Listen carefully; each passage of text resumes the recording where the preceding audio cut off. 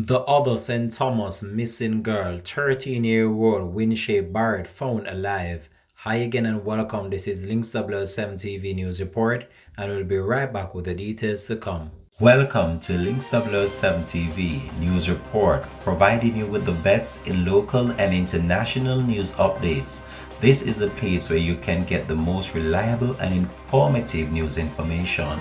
Links 007 TV News Report.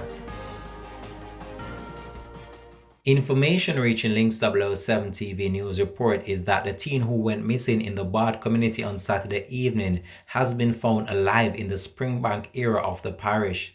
Last Thursday, a 9-year-old girl went missing and was believed to have been abducted. She was found by a search team in a makeshift tent in bushes on Saturday afternoon. We're going to go over to the police commissioner for the latest report in relation to this current case. I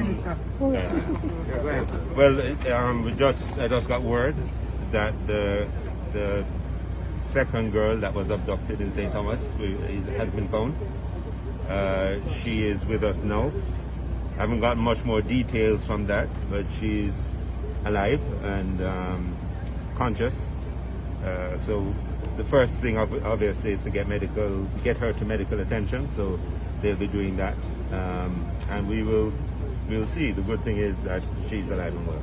And where was she found though? In St. Thomas? In the same parish or outside? She was found about 3 miles away in a wooded area from where she was abducted. The suspect? We'll see. Okay.